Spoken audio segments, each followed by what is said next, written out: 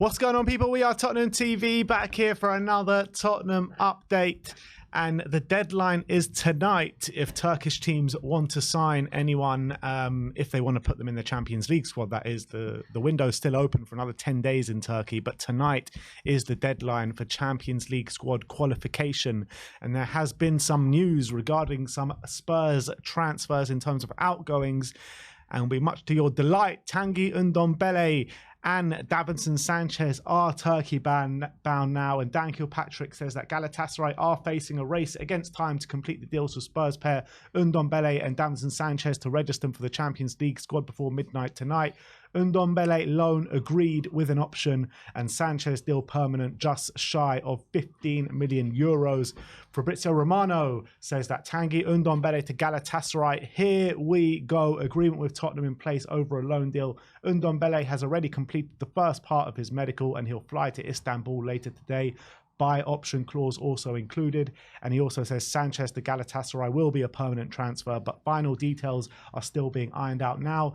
Nathan Gissing says that option to buy in the Ndombele loan deal is worth 15 million euros, and reports in Turkey say that Ndombele has undergone his medical for Galatasaray in London, and he'll arrive at Ataturk Airport at 8 p.m. tonight. And Davinson Sanchez is currently undergoing his Galatasaray medical as we speak. Tottenham and Galatasaray have reached an agreement for a deal worth 9 million euros. So a bit of conflicting reports in terms of the price of the Davinson Sanchez deal. But what we do know, Ndombele is going on loan, Sanchez is going on a permanent, and it looks like those deals are pretty much wrapped up. Who said 15 million euros? Which Dan KP. Dan KP, so that's interesting. So depends who you trust. But when it comes to the price for Sanchez, I'm not even that unhappy he's leaving. What I'm frustrated about is if the price which the Turkish journalist is saying is true, 9 million euros. That's pretty much the figure we were offered by Rennes like 2 days before the deadline, and we rejected to try and get a higher price. And now we're in a situation where we have to let him go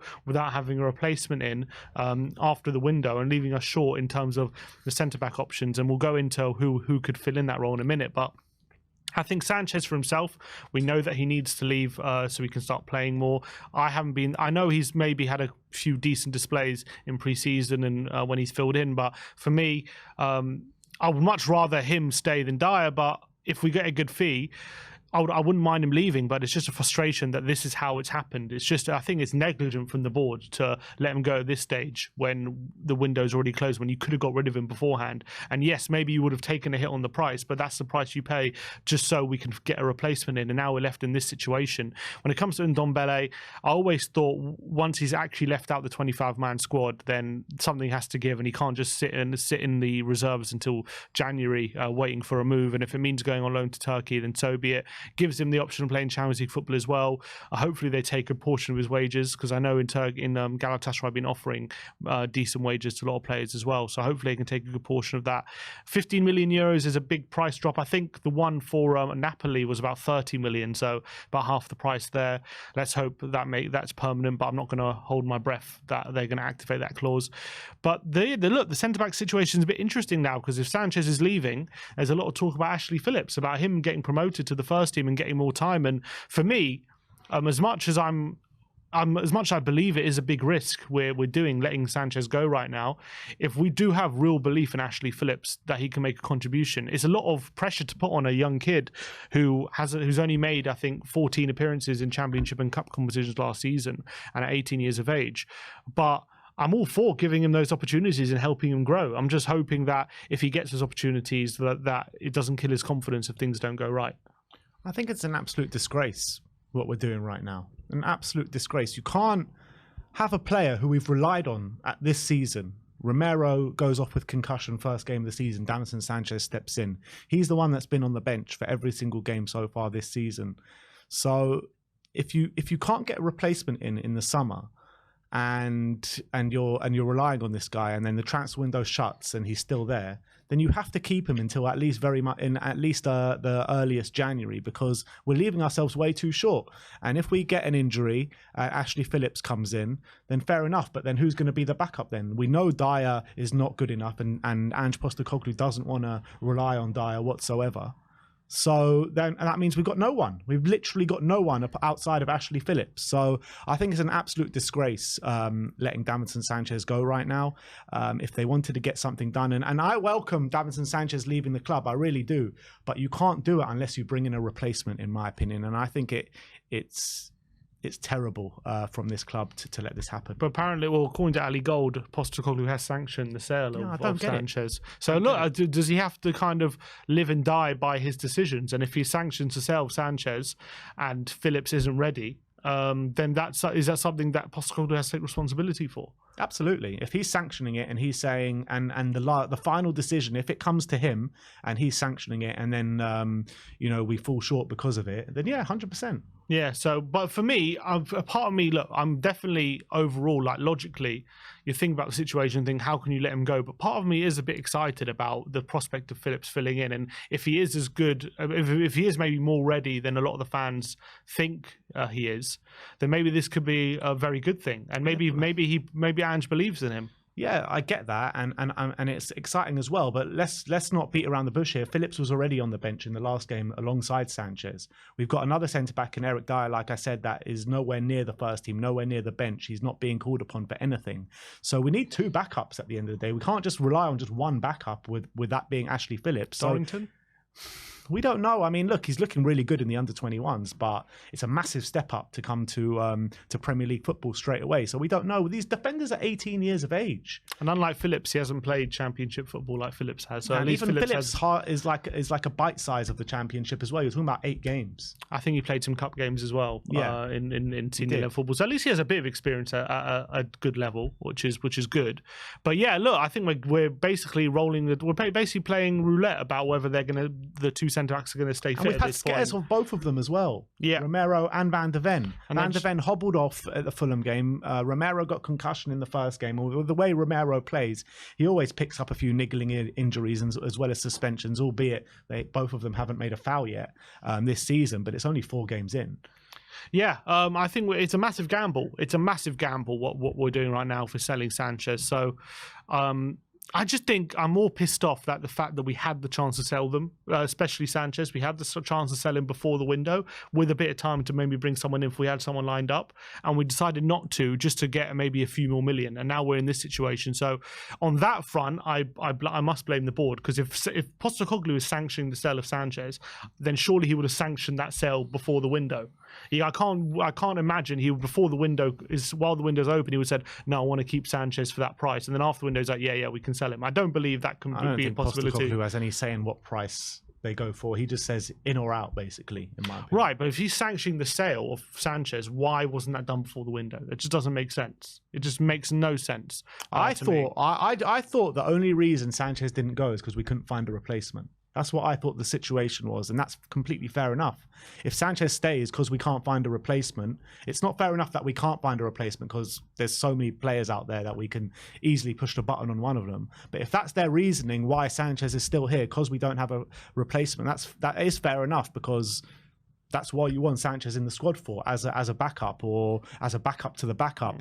But now, like I said, we've only got one player that can fill in centre back for 2 spots as well. It's not good enough. It's not. Yeah, and I look. Will I hold Ange Postecoglou accountable if he's the one sanctioning the sale at this point? Yes, but I have to hold the board accountable, because if he's sanctioning the sale, as I say, if he's sanctioning the sale at this point, he must have sanctioned the sale while the window was still open, and we had offers and we rejected them. Yeah. And so that's a disgrace that we didn't accept this bid while we had a chance to bring someone in. I think that's absolutely horrific. But at least we're getting money. We're getting hopefully Phillips can step up. But we're basically we're taking a massive gamble. We'll see if the gamble will pay off or not. Yeah. So what happens now if Romero Van der Ven gets injured for like a long period of time? You're telling me Ashley Phillips is going to play like 5 to 6, 7 games in a row, like if we get a big injury? And what if you can see could be more than that if we get a big injury? And what if you can see by the first game that he's not ready? Then what? Then Dyer has to come back in, or Ben Davis. Maybe Emerson can fill in there potentially. You know what I mean? Just again, like square pegs for round holes once again at Tottenham Hotspur. I guess like the one thing that we do have going for us is that we're not in the Carabao Cup anymore. We're not in the in Europe, so we do have like minimal amount of games this season. But still, you need to cover yourself. 100%. Not good enough. Next up, and last but not least, Hugo Lloris. Now, this is an interesting one. Dan Kilpatrick says that Spurs decision makers have been left baffled after Hugo Lloris rejected several approaches to leave the club during the transfer window. And then he says Lloris is set to stay put after rebuffing interest from a host of clubs over the summer. So it looks as though Lloris is staying put at least till January, I imagine, or even till the end of his contract at the end of the summer. And with the likes of Ndombele and Sanchez leaving, that leaves an extra spot in the squad for the foreign players. So Lloris can actually be named in the squad.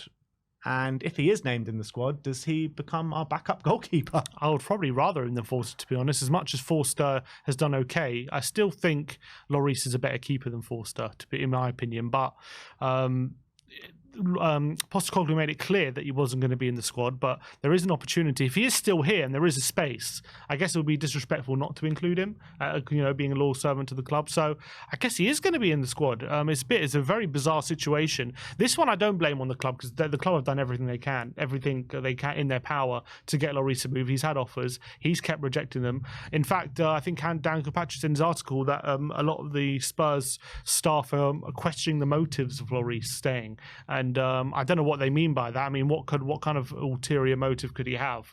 The only motive he can have is to pick up his big wages that he's got for one last year. Because I doubt that his offers from Newcastle, Nice, any of these clubs would have been close to the wages he's getting now. Yeah, they're claiming he's claiming the article claimed that he's rejected these offers because it's only to be a backup goalkeeper and he wants to be number one. It's just a very weird situation that everyone knew he was leaving. And he was captain last season. So, technically now he's been stripped of the captaincy. He wasn't really stripped. He was leaving. So it wasn't that. So technically now he's still in the squad, but not captain. So technically, I guess you can call it stripped. Yeah, I wouldn't call it that, because he's the one that came out at the end of last season saying he wants a new challenge. Yeah. So once you say that, can you really be captain of the club? No, you can't. He should have left. He shouldn't be here. It's just very strange. But it'll be interesting to see if let's say Vicario does pick up an injury. I'm guessing Forster will still get the nod. But if they believe Lloris is still a better keeper, will he go ahead of Forster in the pecking order? It's a bit interesting. But look, I don't think it should affect anything. Hopefully, obviously shouldn't be playing anyway, and he's just going to be pretty much not even in a match day squads, I assume, until January. So it's just a bit of a weird situation that he's still hanging around, and the fact that we didn't cancel his contract as well, or they didn't come to some sort of agreement to cancel the contract before the window ended, is also a bit strange. Seems he doesn't want to go to Turkey or Saudi at the moment. So I don't know. It's just a bizarre situation that we left ourselves in. That he's actually going to be in the squad. I know. We're doing our squad review, and we're looking at the goalkeepers that we had. We have 5 goalkeepers on our books, but we said 4 because we just assumed Lloris would be gone by now.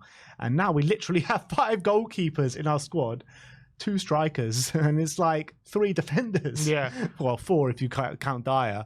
But Dyer's kind of in the same boat as Lloris at the moment. I mean, they're not going to be used whatsoever. So can you see for a big game, Lloris giving a team talk? I don't know. He was very good at them before. It's just strange. Can you imagine Son being good at them? He's just there in the dressing room as the captain last season, and now he's still here, but he's not captain, but he's not going to be selected. I don't know what kind of dynamic that will have on the team. It's just weird. It is very weird. But I mean, what does this mean for people like Alfie Whiteman and Brandon Austin, who are going to be 3rd choice and 4th choice goalkeepers? They're even further down the pecking order now. I mean, it's just a mess, this whole Lloris situation. But I guess the only positive is that maybe we can actually give him the send-off. Yeah, maybe, yeah. Maybe that's why he hasn't left. He's like, I didn't get that send-off, I'm staying.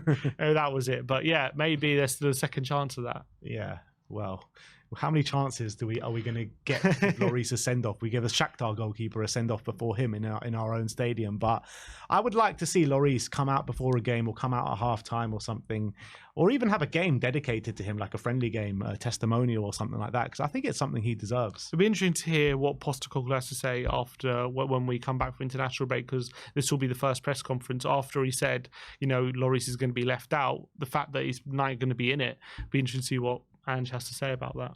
Yeah, well, that is your Tottenham update. Ndombele and Sanchez are Turkey-bound. Lloris is set to stay now, which is a massive U-turn in terms of what we thought was going to happen with Lloris. But let me know your thoughts on the defender situation, the Ndombele situation, and the Lloris situation in the comment section below. Like, subscribe, and comment. And as always, come on, you Spurs.